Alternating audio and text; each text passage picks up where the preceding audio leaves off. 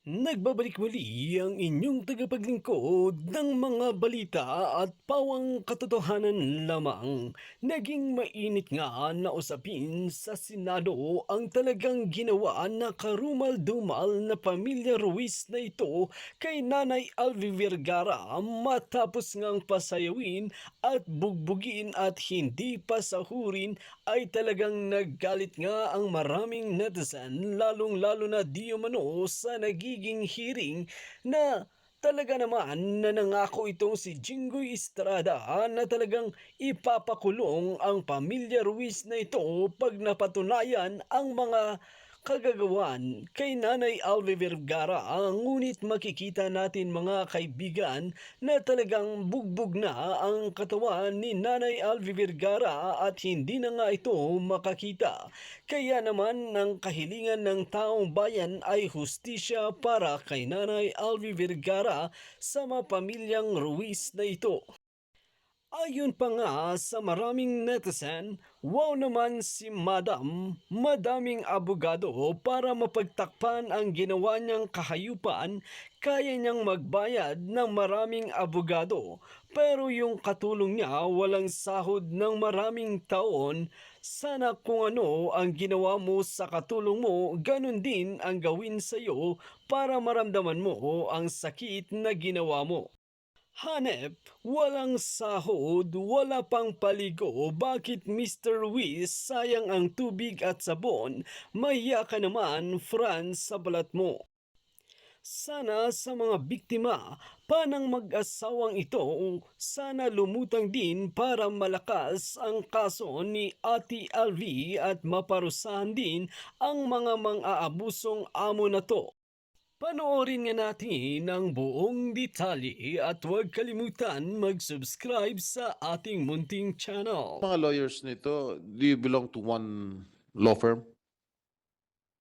What law firm is this? We belong to AAC law firm, Your Honor. Amuga Oruga & Co. It's a law firm based in Quezon City, Your Honor. Who hired you? Your Honor, Who hired you? I was hired, Your Honor. My firm was hired, Your Honor, by the Ruiz family, Your Honor, specifically Franz and Pablo Who is Ruiz. paying for your legal services? They've already paid for our acceptance fee, Your Honor, although I may have to state it on record, Your Honor, that considering that we are technically kababayans, Your Honor, we've given them some leeway with respect to our fees, Your Honor. All right. Ginang France, kaharap mo ngayon si Aling LV. Sinaktan mo ba siya o hindi? Pwede ba tanggalin mo yung face mask mo?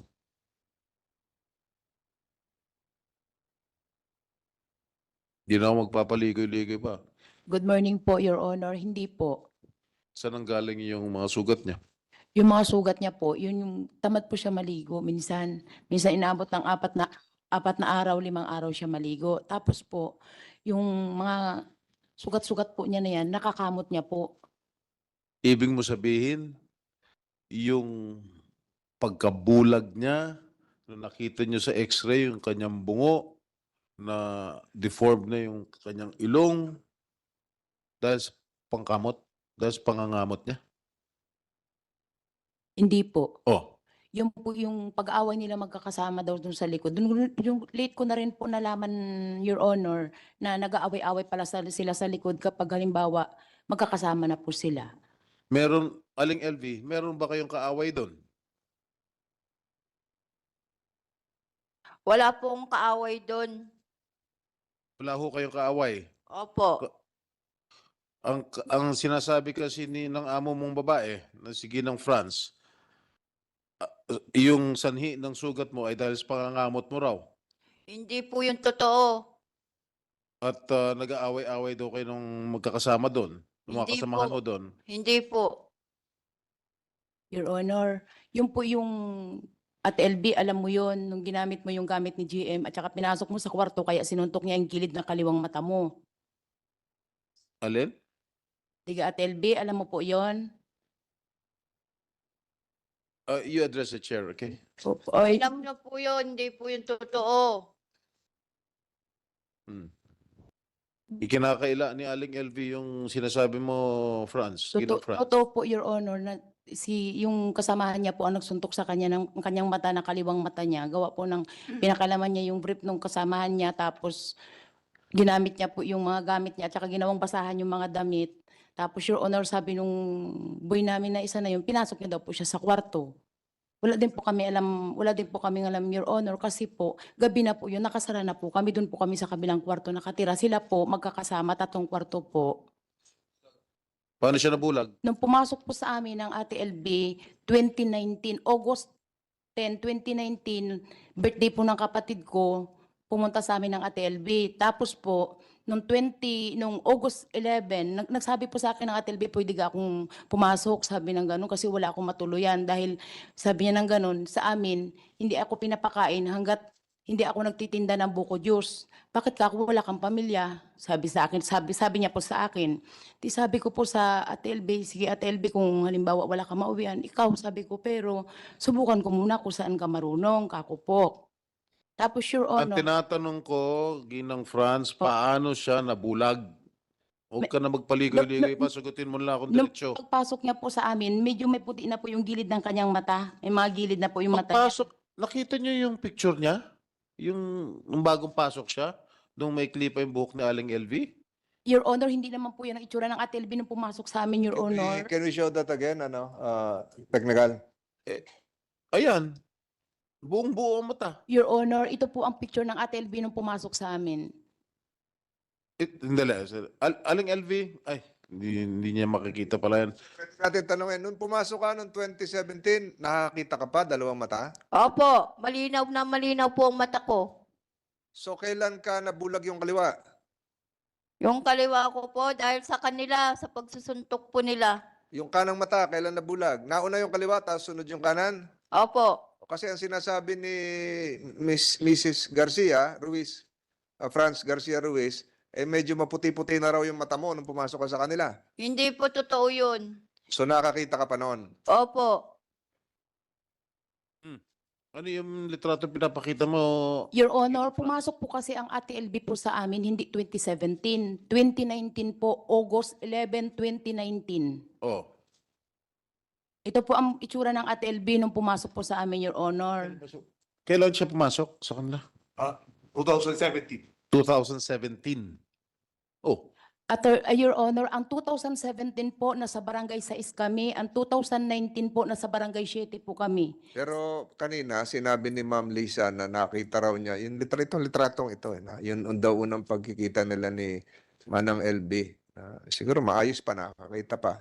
Opo, Sinabi ni Ma'am Lisa under oath kanina. opo. Ibig sabihin na opo.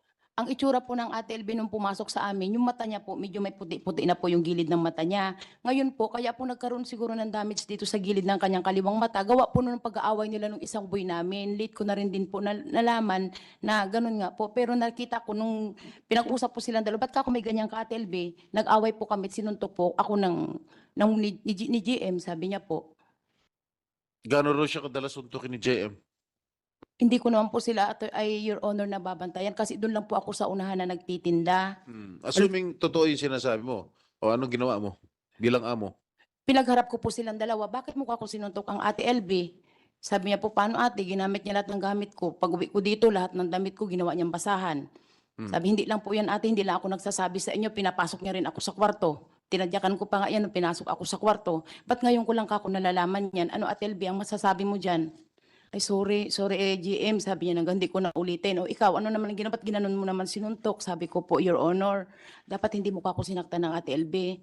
Sabi ko po, Ate LB, sorry. Naghingi po siya ng sorry sa Ate LB. Narinig mo yun, Aling LV? Sinungaling po sila. Hindi po yan totoo, sinungaling. Anong totoo? Totoo po, sinusuntok po ako. Ni JM? Opo. Pati si JM? Opo.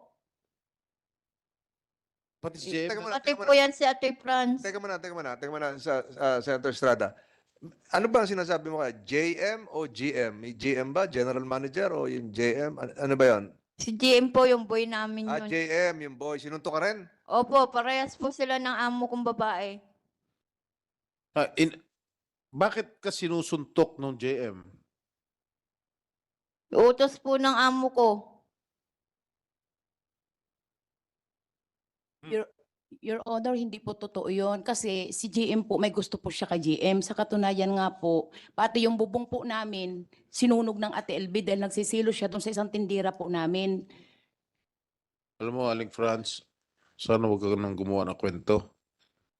Gumagawa ka lang yata. Your Honor, yun po yung totoo. Hindi po ako pwede magsinungaling sa inyo. Kung Ibig gusto mo niyo, sabihin yung kanyang itsura ngayon, bulag, nakita mo naman yung kanyang x-ray o MRI na talagang maraming na-deform sa kanyang katawan o sa kanyang muka.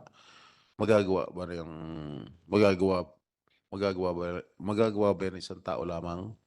yun po ang hindi ko po alam sa kanila, Your Honor. Kasi po, hiwalay po kami ng tulugan sa kanila dahil meron po silang 3 kwarto na magkakasama. Pagkatapos ko po galing sa simbahan, Your Honor, ay sa tindahan, Your Honor, maghapon po ako nakaupo doon. Pagkatapos ko po, nagugas ako katawan, napasok na po ako ng kwarto namin, Your Honor. Hindi ko po alam kung anong nangyayari sa kanila. Lalo po, Your Honor, ay lagi din po kami sa biyahe mag-asawa. Tuwing makalawang araw na sa biyahe po kami. Assuming nakita mo na nag-aaway, kung totoo talaga yung sinasabi mo na nag-aaway yung JM o whatever, hindi mo man lang pinagamot sa ospital? Hindi mo Your man lang Honor. dinala sa ospital? Ang ginawa ko po sa Ate LB nung, kasi ang nangyari lang po baga, Your Honor, dito lang baga po ay Sagutin mo ano, ko, dinala mo ba sa ospital o hindi? hindi po, Your Honor. Kasi po ano lang siya, para baga po siyang sugat lang dito banda sa gilid po ng mata niya, yun lang po ang nakita Di ko. ba dumudugo? Sabi nga ni Aling LV, dumudugo kanya mata. Hindi po, di kung dumugo po, dinabulag na po sana agad-agad dito yung mata niya. Kung dumudugo Bulag po, na nga ho eh. Bulag na. Your Honor, hindi ito lang po kasi yung nangyari sa kanya, Your Honor. Kasi yung kanyang mata nung pumasok po, may puti-puti na po yung mga gilid ng mata niya, Your Honor. Pero ito pong larawan dito sa harap natin na sinabi ni Ma'am Lisa na nakita niya noon, hindi naman ho ito itsura ng bulag. Hindi nga po, Oh, may pero puti-puti. may puti-puti, Your Honor, yung gilid po ng Hindi mata ka naman niya. doktor, para mo masasabi may mga puti-puti na ano. Kasi, Your Honor, Maayos ang itsura niya nung pumasok siya sa... Your Honor, hindi po yan ang picture ng Ate LB. Maayos ang itsura niya. Pati yung si Ma'am Lisa nagpapatunay na maayos ang itsura niya. Your Honor, may picture po kami nung pumasok ang Ate LB sa amin kasi kasama namin yan kapag nagbi-beach kami, kapag naggagadiring ang family namin, kasama po namin For yan. purposes of fairness here, can the committee secretary retrieve a copy of that picture for record purposes? Tingnan mo, kunin mo. Let the record show that, ano mo na lang, screenshot and then kunan mo ang litrato para may record tayo. So, pwede nyo ipakita yung larawan pinapakita niya. Pwede naman nating ipaano yan eh. Ipa-forensics yan kung kailan kinunan yan eh. Kung bago lang yung larawang yan o 5 taon na yan o 1 buwan pa lang. So, pakita mo, records will show that Mrs. Franz Garcia is trying to secure the picture which she alleged was taken when LB Vergara was employed. Hindi pa makita, Mrs. Garcia, yung gusto mong ipakita kay Senator Estrada kanina, hindi mo na makita ngayon. Alin yung litratong yun? Na nasa beach, may puti-puti ang mata, so it is taking you quite some time. Comsec, dala mo yung cellphone mo, Comsec, kasi kukunan mo ng screenshot para isang kuhanan na lang yon. So, we're giving the Comsec several minutes to retrieve his cellphone para kunan mo na lang to form parts of the records of this case, of this hearing. So nakita nyo na yung litrato na gusto nyo ipakita kanina kay Senator Estrada na gusto nyo kanina, minamadali nyo si Senator Estrada na may litrato na gusto nyo ipakita. Ngayon, gusto na natin makita talaga yung larawan. Ano ba ano yung cellphone? Is that the cellphone of the resource person or the cellphone of the lawyers? Parang iba na.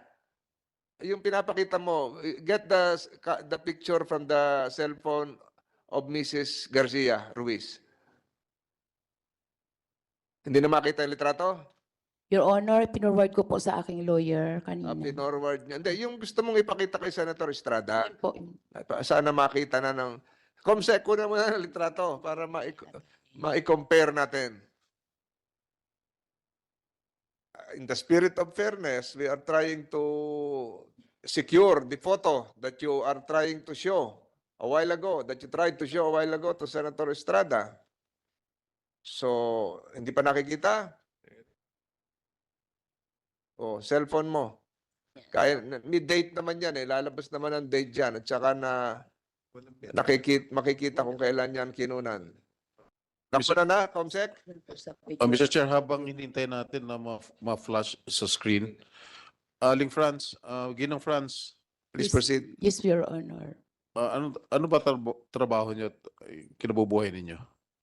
Magtitinda lang po. Naglalako ng mga gulay sa mga bukid, Your Honor. Tapos Tapos tindahan lang po. nakakapag-hire kayo ng mga magagaling na abogado. Mga kalugar lang po namin, Your Honor, tsaka mga parehas na Ilocano, Your Honor. Ano? Mga kalugar lang po namin dahil parehas kaming mga Ilocano, Your Honor. Nakita lang po namin na may pina-refer sa amin si attorney. Tinignan namin, namili po kami. Ngayon, ang pinili po namin, yung mga Ilocano po na katulad namin. Talaga lang ha? At random, namili lang kayo ng mga abogado na kababayan mo? Opo. Hindi naman yata kapanipaniwala yung sinasabi mo. Unless merong nag-i-sponsor sa inyo, nagbibigay siya ng abogado. Wala May po, kaya. wala po, Your Honor. Dahil sa itsura nitong mga abogado mo, mukhang magagaling.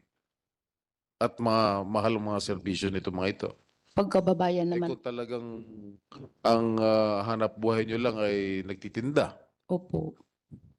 ng isang tindahan sa probinsya, I don't think, hindi naman sa minamaliit ko kayo. Paano kayo naka-afford na bayaran itong mga lawyers nito? Your Honor, maliit lang po ang singil nila sa amin kasi kalugar po ng aking asawa. Kalugar po sila. Kano? Magkano? Konti lang po. Magkano nga? Eh kung talagang alam niya yung kalagayan ninyo, sitwasyon ninyo sa buhay ninyo, di dapat pro bono yan. Opo, konti lang Oh. po. Magkano nga yung konti? 100,000, 200,000? 10,000 lang po ang binibigay namin. Pinulungan ka na kasi ng abogado mo eh. Hindi po. Yun po ang totoo. Okay. Ito yung ano? Aling Tasing. Yan ba yung mukha ni Aling LV? Ha? Kamukha po. Kamukha. Apo. Hindi siya yan. Titigan mo maigi. Siya po yan, siya po. So, kailan kinunan tong picture? Siya yan. Wala naman pong bulak siya. Walang bulag. Hindi. Kailan tong picture na ito? Yung picture na yan, Your Honor, is February 4, 2020. Birthday po ng nanay namin, 60 years old ng nanay namin, sa San Jose po yan. 2020. Maayos na maayos sa itsura. Opo. Ha? Ano yung sinasabi mong puti sa mata? Yung gilid po ng kanyang mata, Your Saan? Honor. Meron ba? Meron po yan sa gilid po. Mamuti-muti sa gilid ng meron po yan. Dok, ano sanhin ng puti-puti? Dok, doktora. Your Honor, pwede ko po makita yung picture. Oh. Kasi, hindi po, pwede ko po Hindi, yung mismo, the actual. para po ma... Siguro Comsec pa. Meron ba? I don't think that's quite significant dito sa picture. Pakita mo kay doktora.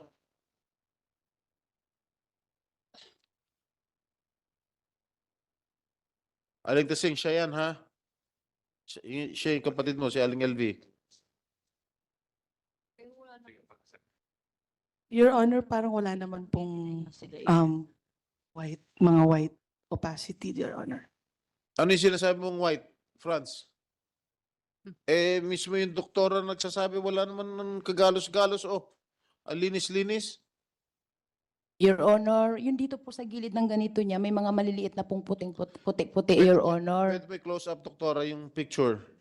Nakita ko na po, Your Honor. Wala naman po, Your Honor. Hindi ko naman po nakakita yung white. Your Honor, dadalhin ko na lang po yung original niyan. Although, Your Honor, of course, I cannot really say about the white opacity na sinasabi niya because it's better po na yung description ko po kasi ng white opacity is through a slit lamp. Although, ngayon po kasi, Your Honor, grossly, kita po talaga yung white opacity ngayon because of the injury. But yung sinasabi niya po kasing puti-puti, maybe po baka ibang whitish opacity yon, baka arcosinilis, na normal, baka lang po arcosinilis. Sabihin nun? Ah, Kami po ah, hindi- usually po parang may white ring, no? Yung bilog ng mata natin na black, usually may white ring siya sa side, no? As in literal po na white, no? Usually naman po because of increased cholesterol po sa pasyente, but it's not from the injury po, Your Honor. If yun po yung nakikita niya. Okay. Aling Franz, Ginang Franz, tukol sa sweldo. Ayon kay Aling LV, hindi niyo mo raw siya pinapasweldo. Your Honor, pinapasweldo ko po ang Ate LB.